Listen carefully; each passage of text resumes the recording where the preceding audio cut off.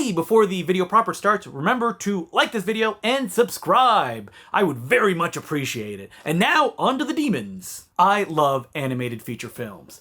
But I know that it takes a lot of work and a lot of people to put them together, so it's very rare that there are individuals who do it themselves.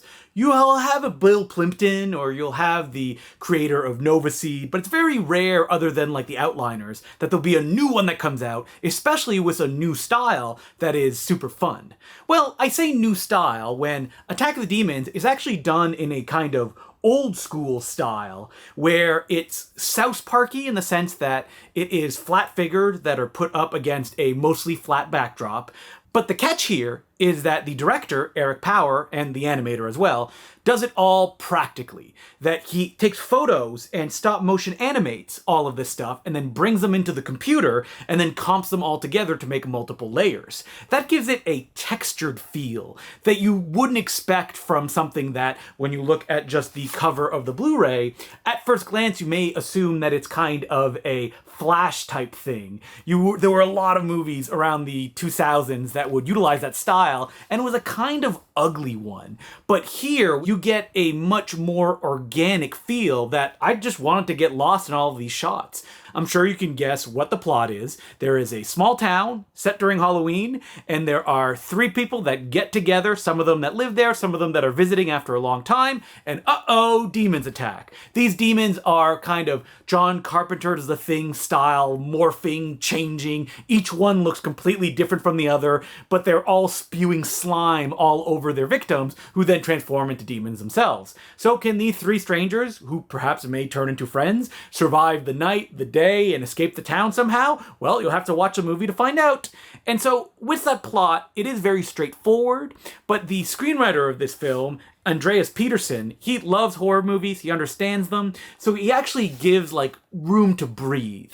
If I had to associate it to something, it's kind of like regional horror that's moving in its own vibe, its own pace, and that it's just enjoying the world that's being presented. All of the performances in this film, most of the actors being Andreas Peterson or his wife, or his brother, they give kind of like deadpan performances that fits the mood of the film perfectly. This is not like a hyperkinetic thing. Like, I think of some of the movies that I saw in the early 2000s, don't want to name any names because it's a little bit embarrassing, that you'd see like stick fight style stuff and it'd be like, oh, look at all this blood, look at all this gore, look at all the stuff that we can do on screen. Well, here it kind of moves at its own pace. And it's kind of great when it's matched with the visuals that are on display.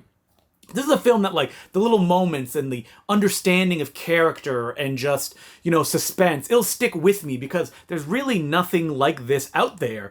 And if you need a horror movie this summer or this fall Halloween season, this is a good one to go to. It's not particularly scary, but it has all of the aesthetics of the stuff that I love and that are present all over its very trim and satisfying running time.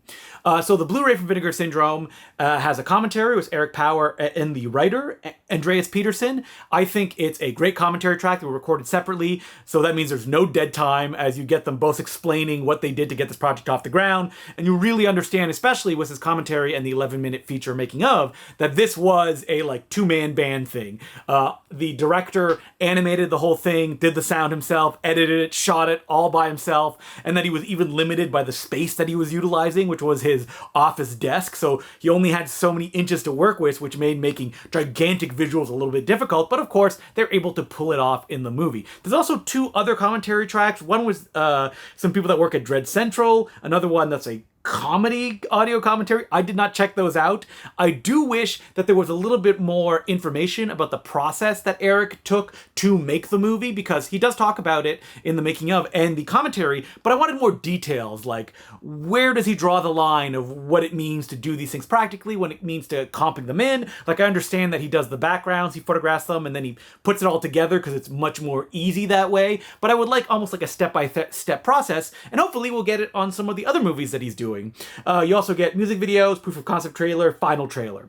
This is one that I hope will not fall through the cracks because it does have a kind of straightforward image on the cover, straightforward title. I especially love the slipcover that Vinegar Syndrome included because it is done by Johnny Ryan of Prison Pit fame. Love that guy, and I love that it can give that kind of violent flavor to the movie that the regular cover doesn't really indicate. This is a slimy movie, so be aware of that when you go in, but it's a kind of fun slime. So this gets a high recommendation from me, and I can't wait to see what the director does next, which I know is currently making the rounds in the festival circuit, and hopefully it gets out there because it is not a genre film. It looks more like a meditative kind of mood piece, but I'm all there for that because there were moments in this film I would just get lost in it. It was just kind of like the people biking through the forest, just looking at the animals flying around, and because it's all handcrafted in a very specific way, I just found myself falling into it.